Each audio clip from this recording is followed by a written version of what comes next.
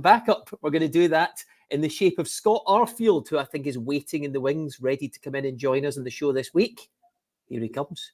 Right on cue. Scott, good to see you. How's it going? Because, you're 36, I believe, just turned 36, so a belated happy birthday. You're still going strong, unlike these two. Well, I don't know if going strong is the right terminology. I wouldn't use that, but I'm still going, Darryl. So I celebrated my 36th birthday in a hotel in Walsall on Friday night. So I've had 35 good ones. So it was due a bad one. Good. Listen, I know it wasn't the FA Cup result you wanted at the weekend, but overall at Bolton, you'll be eyeing up promotion, maybe another go at the Championship? Definitely. That was the goal when they signed there, to get that club back up. Huge club. Even everybody north of the border knows how big the club is. It's a club that should not be in League One, so that was the remit. That was the objective, to get straight up back into Championship as quickly as possible. And is it nice to be back in British football, Scott? Because I know a lot of people will have noticed you went across the pond. You were playing your trade over there for a while. Yeah, and I spoke to Huts about this when we done the television. It was an amazing experience. I absolutely loved it. It was incredible, but the football, or the soccer, as they say over there, was just something missing. So I did love everything about it, but I just, being at a club the size is what I've been at for probably all of my career, I just needed that extra pressure and that expectation. So absolutely delighted to be back in British football. Well, listen, great to have you on the show. Alan, what were you doing at 36? Twiddle my thumbs. I think, what we're going to do next? Having a wee panic up. Just shows you how much he's looked after himself. In 34, I think I probably could have played on a little bit longer, but to be playing at that level at that age just shows you what kind of guy he is. Michael, you were succession planning at about 26, weren't you? I was snowboarding at 36, Darryl. Which is more than I'm doing, Michael, let me tell you. Scott, are you still keeping a keen eye on Scottish football? Absolutely. It's probably the first time that I go to every Saturday, every Sunday.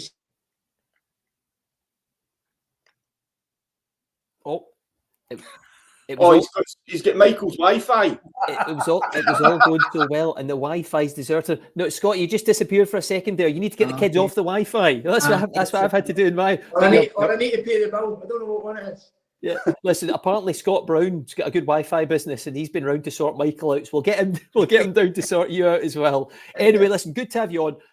While we've got you, I know we've got you for about 15-20 minutes. Let's press on into a couple of the weekend matches that were notable. The Premier Sports Cup semi-finals. Yesterday, Rangers got through just about in the end. Alan, after a shaky first 45, you were at Hampden. What was the feeling from some of the fans around you, Alan? Well, it was difficult. Another performance that wasn't great, if I'm totally honest. They did deserve to win overall, but the performance wasn't brilliant. I think especially the first 45 minutes, you could feel there was a nervousness. And even though Rangers had possession, it was as if the weight of the world was on their shoulders at times. Were little 5-yard passes, it was going out of play, but they still had possession of the ball. In the back of your mind, you always had a feeling, though, if Motherwell went up the other end, they could grab a goal, and of course they did, and it was really well worked. But you just heard the crowd and the reaction of the boos and everything at half time, and for some reason it takes them to get to those kind of depths to then come back out and kind of show their teeth in the performance. But so up and down at this moment in time, you genuinely don't know what team's going to turn up. Scott, what have you made of them so far this season? Because Al's right, they're consistently inconsistent. Mm-hmm. Well, it's been a hard watch. There's no dressing it up. The last 6 or 7 weeks in particular, some bad results. But listen, the biggest thing was to get in that final. That was the biggest thing. Everybody probably out with Motherwell and Aberdeen fans wanted this final to see how close it's going to be. And listen, I think maybe the league is going to be too far for Rangers over a consistent basis, I think. But on a one-off game, you never know what can happen. So it's so important for Rangers to get into this final to see if they can retain that cup. But that's the question, really, Michael. On a one-off occasion, is there enough about this Rangers team to get by Celtic? I mean, look, anything can happen in a cup final. Somebody could get sent off, you get a penalty kick, a deflection goes off somebody's knee, and then you can hang on to something. So you can never write it off completely. But I tell you, from a few of the Rangers supporters that were around me and that I've spoken to, there was a nervousness about. Hold on, they're speaking to you. Hold on, that's a headline, right? Wait a minute. I've got a few speed dials if I need to. What are you thinking? And they're nervous about even going to the cup final. And this was at half time. You know, they were almost thinking, well, if we don't make the cup final, at least we're not going to end up on a drubbing. And I was thinking to myself, you can't live like that and think like that. You want, as Scott said, you need to be getting to the cup final, and anything can happen. But I think that gives you a sense of where a lot of Rangers supporters are. They're apprehensive about going head to head with Celtic in a cup final. Is that a fair comment, boys? Would you think that's sort of the general consensus? Aye, definitely, mate. I completely think that. I think just like Alan touched on it there, the anxiety and the apprehension. And listen, there's players that have came here that are just not up to the expectation, and it does take time. I mean, I never scored my first goal until probably this time into the season, so it does take time to acclimatise to the demand of the club. There's no doubt, but it seems that in the last sort of maybe a year, every player has felt like that. There's no really any player that's really hit the ground running and really got after. And but maybe Conor Barron's probably the only one. And I mean, he's done exceptionally well to come in a different system under a different demand, and it just shows you how well he's done. But I can't really think of anybody else that's really hit the ground running and really got a hold of the Rangers team, which is such a shame. And you know, if this club is to get back to where it is, but to retain this trophy, the players need to step up at big moments and arrive. Scott, go on, Al. Go on. Sorry, I was just going to ask you, do you think this current squad has the characters within it capable to turn this round? I mean, you look at some of the teams you played under, some big personalities within there, some experienced players. Do you think Rangers have got that, A, to do better in the league, and B, to kind of kick on and be able to win a trophy? Like, you need characters. Do you think they've got it? Well, I don't know. Obviously, I don't know the new boys that's came in since I've left. I don't know any of them personally. I think the biggest thing is who left last season. I think there was a big drop in terms of maybe no technical aspect to the game, but big characters left. You look at Ryan Jack, look at Lunny.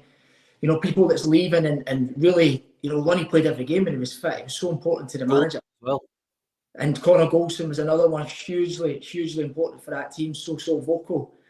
The other boys that came in, as I say, I don't really know if any of them has got that about them. Jack Butland is one that clearly faces up and gets after the media, fronts it up and tells how it is. I'm just thinking of the players that I played with still there, the John Suter, the Taverniers, who will continuously put themselves in front of it and always be on the line now. So I think they have. I certainly think they have. But as you say, is the apprehension and the anxiety which is in the team at this minute in time obviously has to disappear, because the fans aren't going to disappear. The demand and the expectations are not going to go anywhere. So you need to suck that up as soon as possible, as quickly as possible, and acclimatise to the pressure of that football club if things are going to change. Scott, we'll see the highlights in just a moment, by the way, Michael, but let's continue this chat for now. On you go, Mikey. I was just going to say about, I mean, obviously, you know John Suter, you know Tavernier, you know that they're guys that all front up and take that burden on their shoulders. And obviously, from out with looking in, you can see that Jack Butland is that character as well. Yeah. But are there enough? You know, that's the major question. Are there enough in that changing room? Because you can't just expect 2 or 3, because then you all know what it's like in a changing room. If there's only, you know, a handful of boys that you can rely on, you're snookered. You can't get anywhere with that. No, that is true. That is true. But I'll tell you what else is true. By winning games, you can bring people with you. Mm-hmm. You know, and a consistent, you know, momentum. You can take months to get momentum, and it can go like that. So it seems that every little bit of momentum that Rangers have got this season, it just disappears after a game, 2 games, 3 games. So I think if you have got 2 or 3 characters, 4 characters, I think if you're winning games, you can bring people with you. The momentum builds, and you can build a culture within it. I just think consistency has been a massive thing for this Rangers team, and obviously out with the fans and the demand that they put on you, I just think they're falling short in so many areas.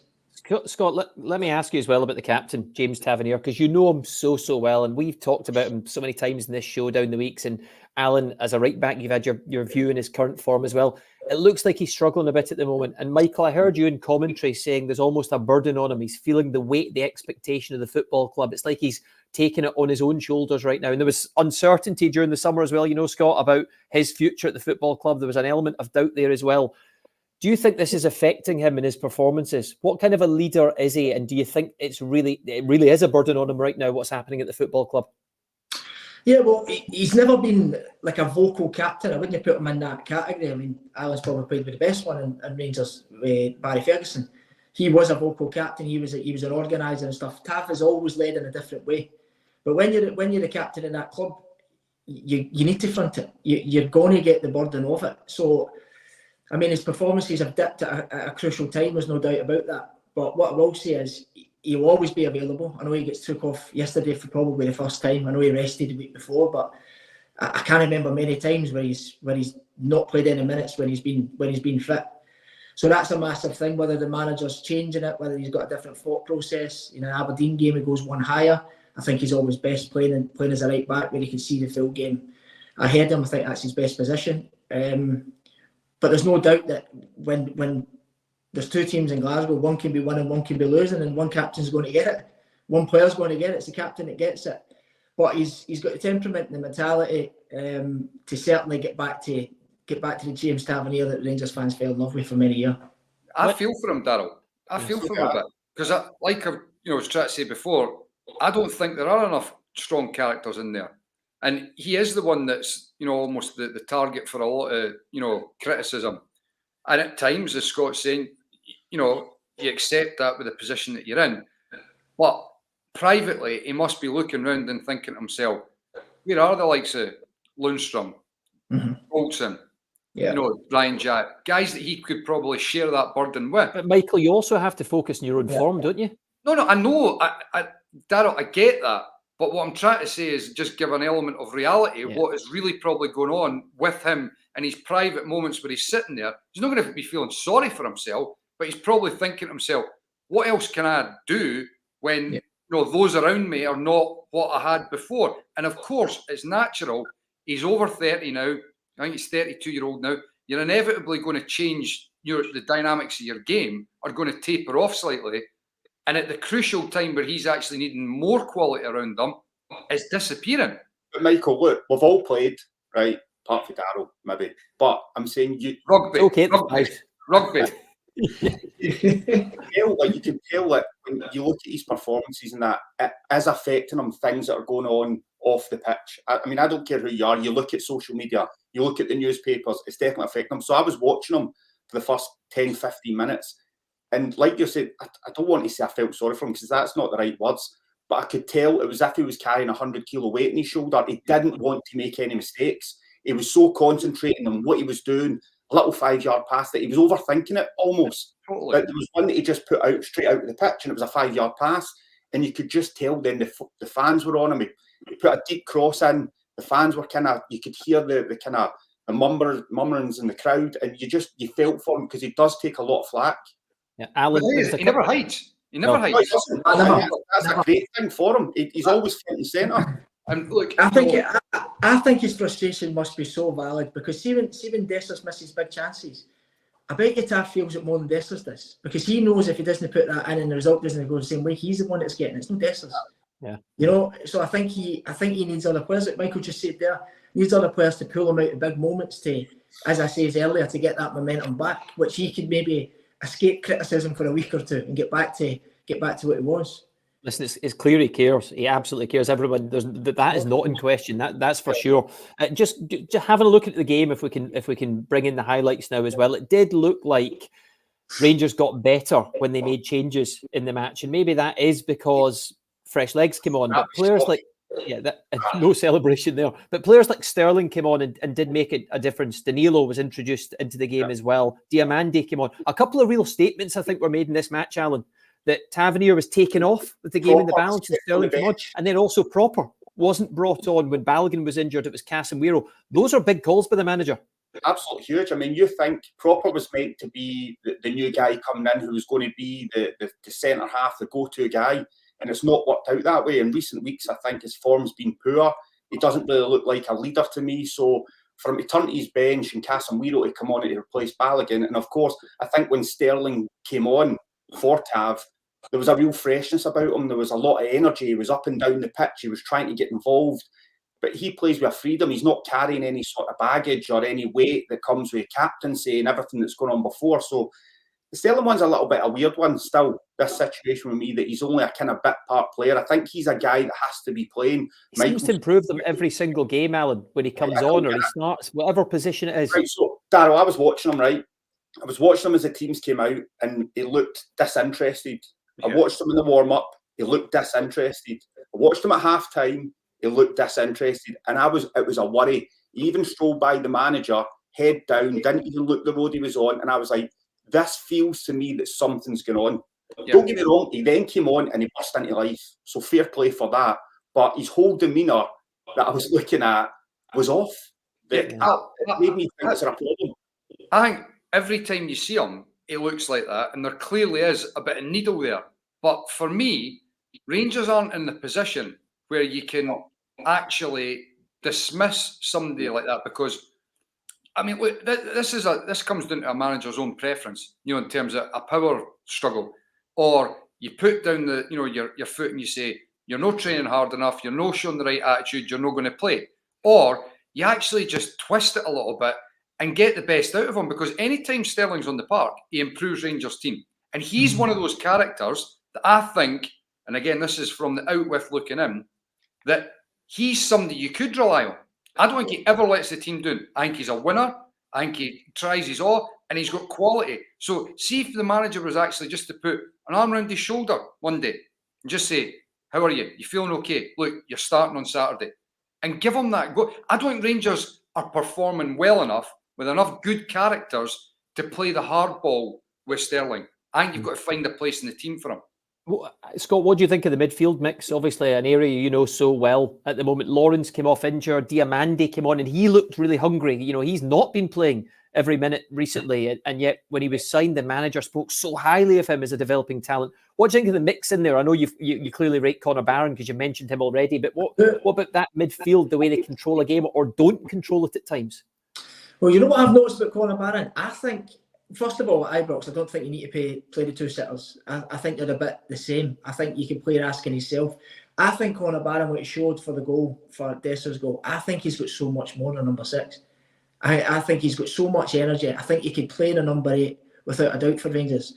I think they could almost play a one-sitter in the 2 8s. I think you would see a completely different. I think you can get up and help the striker more. You've obviously got Bayrami coming inside, Tierney coming in the other side. We can two flying fullbacks. I think that full dynamic might change by just putting Conor Barron up, and he's got the legs to go back and help whoever it would be, whether it was Raskin or Sterling sitting in the number 6. I think he's just got so much more to his game, and I think Diamande at times, but last season I thought he was fantastic. At times this season just hasn't happened for him so much. I think he looks beautiful in the eyes sometimes, and then other times you think, what is he? What's his best position? Can he really affect the game in a? What is his best position, Scott? In your opinion, is he a 10? Is he better in the advanced areas? No, I think he was a bit like me. I think he's no 6. I don't think he's a 10. I struggle sometimes in the number 10. When Gio came in, I always felt a bit awkward sometimes in the number 10 position. I felt always better running as a number 8, coming from behind and seeing the game forward. So I think he's got a bit of that, and I also think Conor Barron's got a bit of that. I think he's got energy to do a little bit more than just a number 6. What do you think, Michael? Do you know what? It's interesting because I'm listening to you talking there, and I'm obviously acutely aware that when Gerrard was there, it was quite a unique system that was in play. Not many teams played with the sort of Stephen Davis sitting 2 number 8s and then 2 10s in front of them, and all the width coming really from the wing backs. But there was so much strength in the middle of that park. And as you're talking there about the players just now, because to me, Bayrami's not a wide man. Mm-hmm. Not somebody that's going to drop the shoulder and run down the line. Like Ryan Kent seldom did, although he could. Ryan Kent could. And then you look at Tierney on the right-hand side, who I thought was good yesterday. I thought he was the best player for Rangers. Actually looked lively, looked more like somebody you would hang your hat on to say he could make something happen. But when you're looking at that midfield dynamic now, I'm thinking to myself, could that be a better system for them? To play 2 10s, have somebody sitting like Scott's talking about as 1 number 6, and then have the likes of Diamande and Barron as 2 8s that Ryan Jack and Glenn Kamara used to play. And then you could have Scott in there There's a lot of players in there, and it gives you that strength in the middle, and you've still got the pace and the power from a Tavernier or a Sterling out wide. Sterling can play in the centre of the park, and Shefty on the left-hand side, or Yilmaz when he comes back. There's still quite a similarity between those teams, even though we're talking about 5-6 years have passed. Michael, do you know, I think though, let's see, when I watch Rangers, I feel like, I've said it a few times, they need runners beyond. Yeah. I think you've got Bayrami coming in, you get Czerny coming in, you get the midfielders trying to back it up, you've got a number 10 in Lawrence or whoever it might be there, you get Dessers coming off short. It's all just congested into this one area. It's if they're trying to just do the one thing over and over, get it out wide, they cut in, try and make something happen. And even when Danilo came on, you look at the second goal, the run that he makes, it takes everybody away to then get in and get the opportunity. They need to mix it up instead of just doing the same over and over. Like you think, Scotty, what you've done, what did you do well? Late runs. All the time, aye. Late runs into the box, somebody will find But the thing is, well, we had in that system. If I'm talking about the 1-6 and 2-8, the most important player in that team was Stephen Davis when he played in the number 6, because he controlled everything. And by the way, when you're running that way, you're not thinking about the possibility of conceding goal, because his apprehension where the ball was going to go, he knew everything. He knew where every ball was going to drop. So it was almost as if his awareness was incredible. Is Raskin at the same level off the ball as what David was? Probably not. His awareness off it. But every time I played with Rangers, I knew I could run. I could run off Alfredo, and that's what I'm talking about. I think that could be another dynamic, and I think it could be Conor Barron's best asset, which has not been seen yet. But I think he's better than what he's shown. And by the way, he's had a great season. We've done 20 minutes here on Rangers, Scott. We've not even got into Celtic Aberdeen, but we will get there in just a second. But obviously a focus on Rangers with you on the show this week. The question, I suppose, that all the fans are asking is the one that George Robertson has just sent in. You probably saw at the bottom of the screen a moment ago, Alan, and the question was, do any of the guys think that Philippe Clement is still the right man for the job? You've had major doubts, Alan. Do you feel that he can turn this around, or is he one more defeat? Maybe it's Olympiacos and bad performance away from chaos, from the fans turning up at Ibrox again? For me, Rangers at this moment in time are always just one poor performance / defeat away from this rearing its ugly head again. Do I think he's a man to take them forward? My honest answer is I'm genuinely not sure. I thought at the beginning, yes. I thought he had a lot to deal with, as we've spoke about, with everything on up above him, the wage bill, all that. But now I expect to see improvement in this team moving forward. And it's so inconsistent. I mean, I can name on one hand the amount of decent performances there's been. There's been way more poor performances. And I feel by now, November, we should see the best of the players that he's brought in. On occasion, yes, but I'm not sure. Two final questions to you, Scott, then, just before we move on from Rangers. Do you believe in this manager from what you've seen, or do you think perhaps this is just not going to happen for him at Rangers? I don't know. To be honest with you, I don't know. I think, as Hutch is talking about there, I think momentum is key going on. He's obviously under severe pressure, but one big result like yesterday might kick them in. But again, you've been saying that for the last 2 or 3 months, where when you come up with big results and it really kicks you on. But I think like one of them, the Malmo performance me and Al done on the telly was a phenomenal performance, the best of the season by an absolute mile.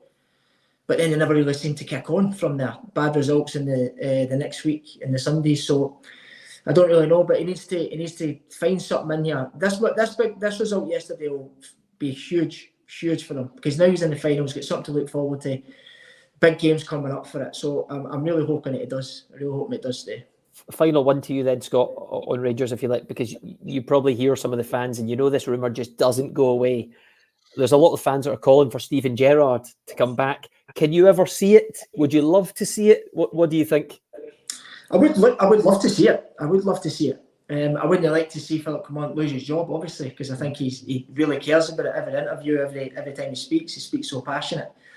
But knowing Steven Gerrard, I would love to see that come back. You know, some people say never go back to what was amazing, but I think with an icon and a man with that profile, wants to get back into the hot seat at Rangers, and I think it's going to be extremely difficult to say no to that. Okay, we'll see what happens there. It just continues that rumour online anyway. Michael, he's big on Twitter. He keeps on telling me all these things, or is it X now? Anyway, let's move on, Michael, because there'll be people watching saying 25 minutes in Rangers. What's going on? Let's move on to Celtic Aberdeen. What a statement victory that was from Brendan Rodgers and his team, Michael, especially after the Dons just beat Rangers during the week. To turn around and to play like that, to score some of the goals they did was another brilliant performance, wasn't it? Yeah, it was. And I thought at the time, I said at the time that I think Brendan Rodgers was more engaged in that game and more driven to send home and make a statement than he has been in a good while. Because I think the result a few weeks ago at Celtic Park had irked him. There was the comment after the game about how, having a full week to prepare for the game. Aberdeen had. They obviously hadn't with the European game. I think there was all those little things that were playing in the back of his mind, and it was almost like, right, here we go. We've both had a midweek game. We've both had the same sort of preparation. We'll go out and make a statement. And boy, did they do that. I mean, they absolutely blew Aberdeen away. Let's see the goals while you're chatting, Michael, because some of them were outstanding, weren't they? Oh, they were. They absolutely were. And I know that there was, a sort of split view on terms of did the game midweek for Aberdeen make a difference? And for me, it did, because you're talking about small margins making a big difference. The way that Aberdeen play with the energy that's needed, you just take 5% off of that, for example, and the difference between Celtic being right at the top of their game, Aberdeen just being off it a little bit, and you end up with a drubbing like that. I mean, Maeda was outstanding, never gave Nicky Devlin a moment's peace, kept driving into those dangerous areas like we're talking about with Scott, running beyond, constantly posing the question of the Aberdeen defence. The game wasn't played. Here's your favourite player scoring another good goal, Michael. It's not bad. Not bad. Yeah. Mike would have probably preferred if he went down the line and then just dropped it back in. It's called mixing it up, Al. Don't shoot the messenger. Just no message. Just mixing it up. Don't want to be predictable. Yeah. So I mean, look, it's going to be a very, very interesting final next month. If Celtic turn up and perform like that, I think everybody would agree that it'd be concerning for Rangers. Yeah, Alan, it was a heck of a showing, wasn't it, against the team that did run them very close at Celtic Park long before. That's what it was. It was a statement. Me and Michael were talking about it yesterday, just before the Rangers game, and that's exactly what I felt it was with the game, the 2-2 game at Celtic Park, and just seeing Brendan Rodgers the way he was, how frustrated they were up 3-0, and he looked like the most frustrated man in the stadium. He was frustrated enough. He had a little slip, didn't he? Oh, absolutely. As I heard, the Tom Fords didn't have any studs on them, so maybe Clarks or something like that, get a good grip, sole, whatever. But I just felt that he wanted to show everybody that we are the main attraction in town. Yes, you have done well in the league, but we are the top dogs, and this is why. So it was some performance, to be fair. Scott, what have you made of Celtic so far this season? Oh, that yesterday, the message they sent out was just there was such a golfing class. Honestly, they're in the same points, obviously, but I'm telling you, they were just at it. Even the subs that come on at Celtic, the strength and depth that they've got this minute in time, and everybody's at it. You must have such a headache to pick a starting 11 at any game. I know you rest players, but the players seem to come in and hit the ground running. So the message that sends out, as the boy says there, was absolutely clear for everybody to see. And you're right, strength and depth, because, Michael, they've got big decisions to make. Leipzig is another huge game. Leipzig could probably treat this Champions League match as must-win for them, because they've not got started in the Champions League, albeit they're going so well domestically. Brendan's got decisions to make. Who starts at left-back? Who are the two starting central defenders? Is it the two Americans that go again? Which way do you think he'll go midweek? I mean, look, obviously the decision on Saturday with Trusty was pace, athleticism. Yeah. But he's done well now, and it starts to get to the stage where, how do you drop him? As harsh as it's been on Liam Scales, Trusty's now in that position, and I'd find it not bizarre, but I'd find it harsh and strange if he was to then change that again, because you don't want to be flip-flopping your centre halves too much. You want to try and get a bit of consistency there as well. So I would be surprised if he didn't stick with Trusty. The left back one's a wee bit different because, and he spoke about this after the game. He likes Greg Taylor being in. He spoke about having to tidy the game up. Greg Taylor goes into that midfield area, and they start to get those little connections in the middle of the park, the shorter passing, moving the opposition around. And I think, in that regard, then it would be a difficult one to predict what he's going to do at left back, because Alec Vai's, he's done well since he's been in there the last few games with Greg Taylor being out injured. Yeah, played well in Bergamo. Yeah, he did. So look, I wouldn't be able to, sort of hang my hat on who's going to be at left back, but I'd be very surprised if Trusty wasn't playing centre half. How would you deal with it, Michael, if you were Liam Scales? Liam Scales? Oh, head loss. I'd be exploded. Just me, though. We've done the managers, though. Never been knocking on the managers, though. I'd be saying, Gaffer, what else can I do here? I know you brought him in for competition or whatever, but what have I done wrong? That's the only way I could see it. Look, I know the way squads and rotation are at this moment in time. He picked him for pace, but Scales he's been outstanding at times. Yeah. So if it was me, I'd be asking the question.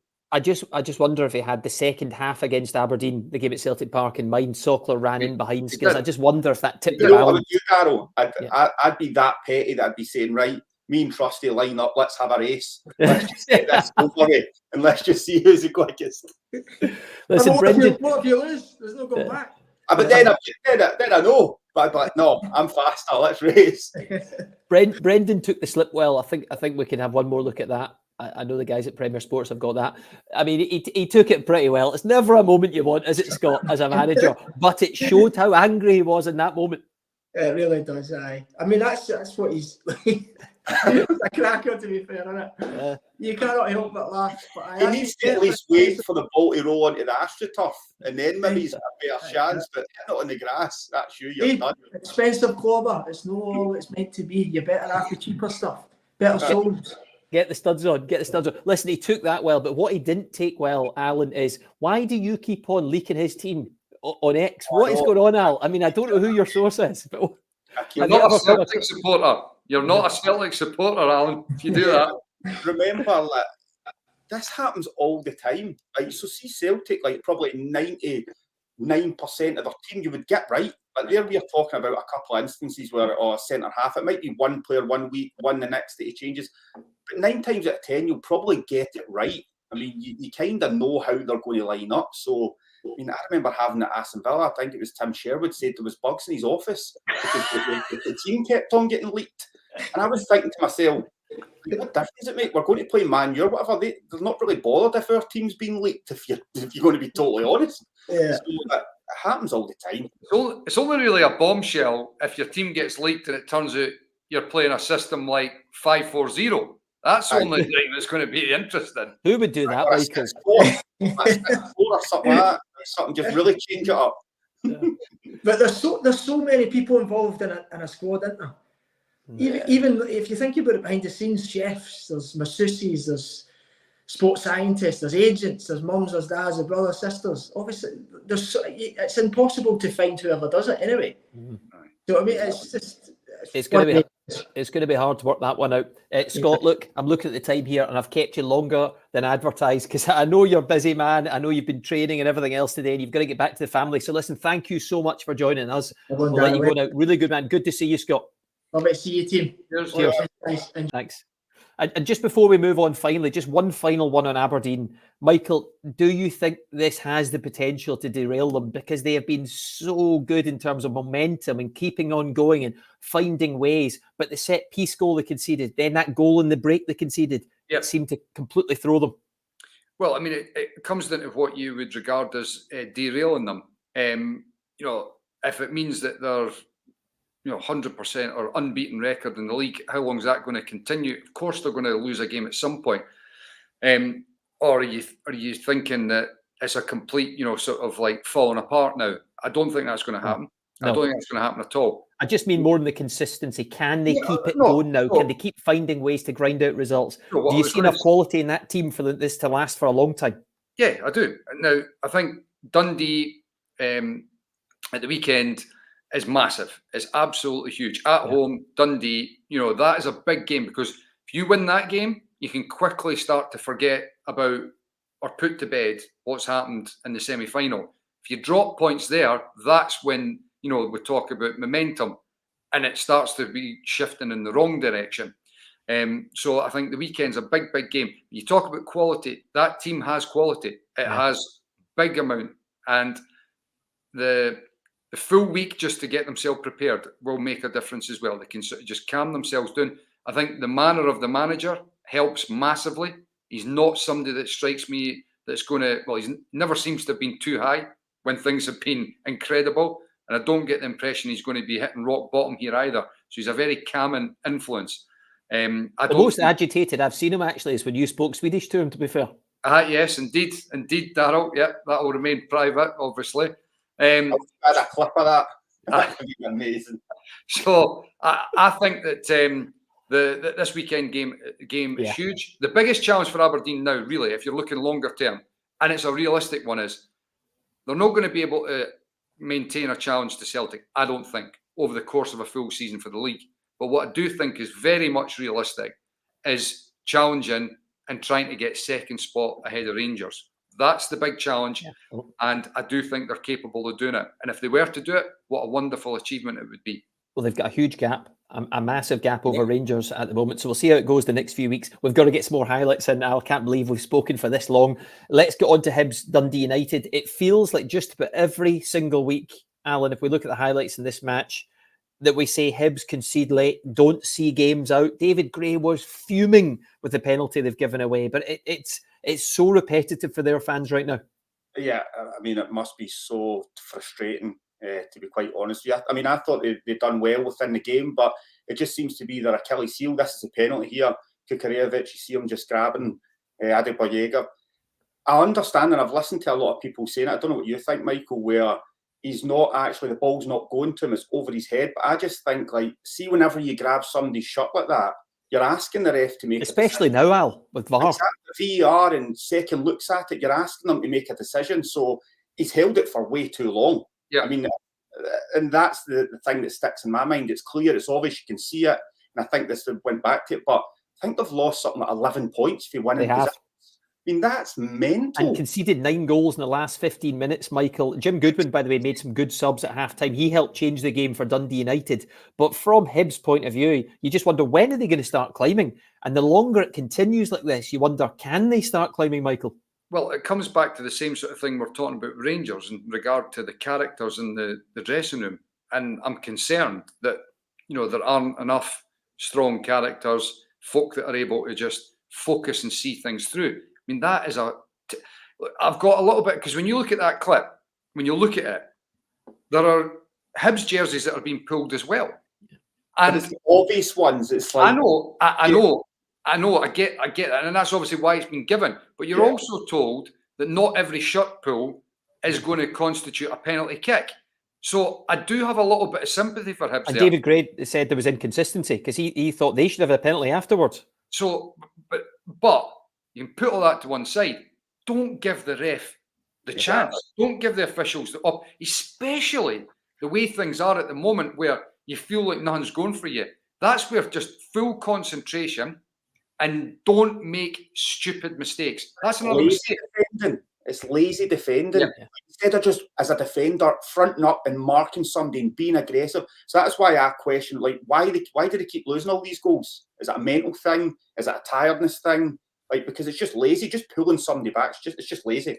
Yeah. Let's move on to Dundee against Kilmarnock, who just met, by the way, a couple of weeks prior, same game. This is an unbelievable reversal of that scoreline. More chaos. The same last season. I mean, this is incredible. This is the goalkeeper, McCrack. Whoa, that is one to forget about. And they changed their goalie recently as well, didn't they? He would have been one of the most relieved people at the end of the game that his side managed to come back. But it was the same last season. The number of late goals that were, such a decisive factor. And then we've had 2 games this season and it's just been bedlam, absolute madness. So Dundee needed this, Michael. Yeah, they did, because it's just been drifting, for them. It's been drifting and, had they come away from this game with another defeat, you start to feel like we're talking about with Hibs in regards to the longer it goes on, are they going to be able to pull it around, turn it around? You just don't know. So this was a huge one for them to be able to, flip the complete narrative on its head with regards to just a few weeks ago what happened at, the game, the reversal of it with Kilmarnock. And good friends as well. Tony Docherty finally gets one over Derek McInnes. I believe it's the first time as a manager. Yeah, I can imagine what that would have been like, the two of them after the game. Maybe they shared a glass of wine. Who knows? Right, let's move on to Hearts. Another victory for Neil Critchley after not obviously winning during the week, Michael, after losing. This was a needed 3 points as well. It gets them moving, continuing in the right direction. Lawrence Shankland, though, Michael, if we have a look at these highlights, still isn't quite firing. Yeah, I mean, it's not happening for him. It's not. But, as much as it's not happening for Lawrence Shankland, and he'll feel that weight on his shoulders, the fact that the team's now starting to pick up points, it takes a bit of pressure off his shoulders. And he thinks he's playing well, by the way. I spoke to him a couple of weeks ago, and he has said, okay, he's not taking some of the chances, but he thinks he's played pretty well, Michael. This goal is all about Benny Maringame. Absolute brilliant, driving right through the heart of the St Johnstone midfield, and then the composure on the edge of the box to find that pass into Vargas. And by the way, Shankland, he isn't playing poorly, but he's missing opportunities that you would have hung your hat on, before. Was one in the first half. See, I thought St Johnstone, you can see they're kind of trying to play differently. It's with the formation that they're playing, and they'll take more chances coming from the back. They play short. The goalkeeper gives it away, and then Hearts are on it, front foot, and then Shankland's played in, and you would put your house on him scoring, and it just goes by the post. Like, I don't think he's playing bad. He's getting into the right positions within the pitch, and he's taking the opportunity. He's just not finding the back of the net. What I was going to say about Hearts is, I mean, and this is, credit to Neil Critchley, he's not trying to reinvent the wheel here. It's common sense approach here. And look, it's working. It's working. So credit to him. And I've harped on about this, so much, and I'd love to see it in January, just to find a bit of pace, inject a bit of pace into that team. And then I think they could really start to motor up the table. It would help in Europe as well when you take on teams like Heidenheim who are coming next. That's a real test. I mean, Heidenheim, obviously, not a massive name in the Bundesliga, but for the fact that they're in Europe shows you how well they performed last season, and they're going pretty well this year too. So it's going to be a big challenge for them, but they're in such a great position in that Conference League, 6 points from 6. They have got a wonderful opportunity to be able to get themselves into the next round, which, I mean, again, it's more money, the money that comes with the European journey and the experience is not to be sniffed at. So hopefully on Thursday it's another positive performance and result. Fingers crossed for the coefficient's sake, if nothing else. Michael, Alan, this won't take long. Final one, St Mirren 0, Ross County 0. Ross County back-to-back 0-0 draws. St Mirren had the chance from the spot. If we have a look at it briefly, they had the chance from the spot to win the game. Stephen Robinson, he just wants to get his team rolling again, and he'll be disappointed by this. Yeah, of course. I mean, St Mirren off the back of a good performance against St Johnstone. There again, look, you see the pull there. Campbell pulling the shirt, and it's an obvious one. You're always going to get a penalty. And Kilty, you probably expect him to score, but Laidlaw with a good save straight down the middle. But there's not much other than that happened. I thought St Mirren had some good opportunities within the game. I'm really trying to talk up here and make it. Yeah, you're doing well. I'm trying my best, but there wasn't a great deal in it, really. I mean, Ross County have got a real poor away record. They're much better at home, and it's something they'll have to rectify if they want to start climbing up the league. But they're unbeaten in 3 now, 5 points out of 9. As you say, St Mirren won during the week. And you talk about the table, and you talk about the context of Hibs and Hearts and teams below them, Michael. And this is what I think we mean about Hibs. There are teams above them who consistently do pick up points. And that's why it's going to be hard to claw it back. Yeah, because, I mean, look, and this is why I'm talking about the characters as well, because, some of these other clubs, you look at them and you think to yourself, they know how to, if the run of form isn't particularly great, they know how to, play scrappy, get a scrappy result, and pick up, points here and there. And I'm not sure if Hibs have got that. So the longer it goes on, the more dangerous it becomes a situation that just gets out of control. So, hopefully for Hibs' sake, they can start to turn the corner soon. But when you keep shooting yourself in the foot like they are, it's not great. This is getting out of control. That's us nearly at 45 minutes, Al. We better get on with this and conclude this programme. But another brilliant game in Premier Sports next weekend. You looking forward to that, Al? Rangers Hearts? I love it. Another opportunity for Rangers to show that they're capable of competing in Hearts. It's always good games between the two of them, so really looking forward to it. That should be a cracker on Sunday. Right, guys, thank you very much. But we are back next week on the Social Club. We shall see you then. Thanks for watching. Bye for now. The Scottish Football Social Club is brought to you by McBookie.com. Take a lookie at McBookie today.